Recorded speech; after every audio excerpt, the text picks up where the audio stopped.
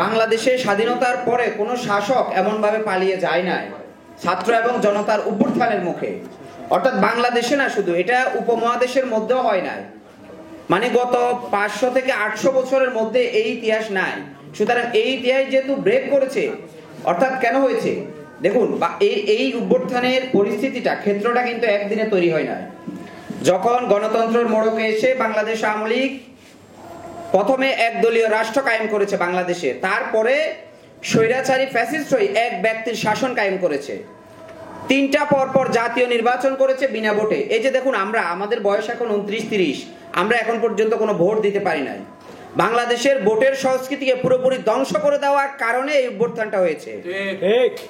যেভাবে আমাদের উত্তরসূরিরা মানে মুক্তিযুদ্ধ করেছে 1971 সালে, শুধু পাকিস্তানিরা বাংলাদেশের মানুষের ভোটাধিকার হরণ করেছে, মানে মুদ্রা কথা যদি আমরা বলি। আর এই অভ্যুত্থানটা হয়েছে ছাত্র জনতার ভোটাধিকার হরণ করে স্বৈরাচার ফ্যাসিস্ট খুনি হাসিনা যখন পরপর 3টা জাতীয় নির্বাচন করে ফেলেছে, তখন আমরা মানে বাংলাদেশের সার্বভৌমত্ব স্বাধীনতা কি আছে না নাই, আমরা সেই প্রশ্নে চলে গেছি। সরকারের বিষয় না, তো বাংলাদেশের স্বাধীনতা সার্বভৌমত্বকে রক্ষা করতে হবে, বাংলাদেশের মানুষের ভোটাধিকারকে রক্ষা করতে হবে, এবং প্রত্যেকটা রাজনৈতিক দল আগামীতে এদেশের মানুষের সাথে রাজনীতি করতে হবে। আমরা কোনো অ্যাম্বাসির রাজনীতি চাই না। রাজনীতি করতে হলে সত্যিকার অর্থে যারা রাজনীতিবিদ তারা মানুষের কাছে যেতে হবে। আবার ভোটের সংস্কৃতি ফিরে আনতে হবে। ভোটের সময় যেভাবে যারা প্রার্থী হবে তারা বাড়িতে বাড়িতে গিয়ে ভোট চাবে, সেই সংস্কৃতি ফিরে আনতে হবে। একসাথে বসে চা খাবে, আড্ডা দিবে, এই যে একটা সংস্কৃতি, হারানো সংস্কৃতি, রাজনৈতিক সংস্কৃতি, সেটাকে ফিরিয়ে আনতে হবে। স্বাধীনতার পরে বাংলাদেশের রাজনীতির গুণগত পরিবর্তন কেন আসে না? 1971 সালের পর থেকে 50 বছরেরও উপরে হয়ে গেছে বাংলাদেশের বয়স, কিন্তু বাংলাদেশের রাজনীতিতে প্রকৃত অর্থে গুণগত পরিবর্তন আসে না। এর জন্য দায়ী কারা?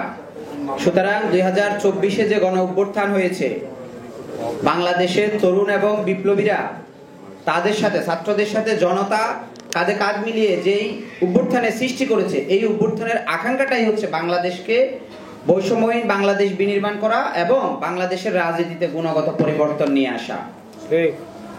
এটা আমি মনে করি তখনই সম্ভব হবে যখন বাংলাদেশের এই অভ্যুত্থানকে কেন্দ্র করে যারা শহীদ হয়েছেন, যারা আহত হয়েছেন, তাদেরকে প্রকৃত অর্থে মূল্যায়ন করে এবং যারা এই বিপ্লবের নেতৃত্ব দিয়েছেন তাদেরকে বাংলাদেশের সূর্য সন্তান হিসেবে বিবেচনা করে প্রত্যেকটা রাজনৈতিক দল এই বিপ্লবের চেতনাকে ধারণ করে আগামী দিনে বাংলাদেশে তাদের রাজনীতি করবে।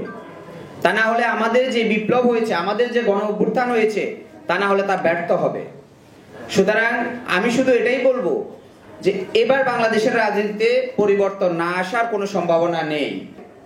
সবাইকে ধন্যবাদ জানাচ্ছি। জনজোটের উত্তর সাফল্য কামনা করছি।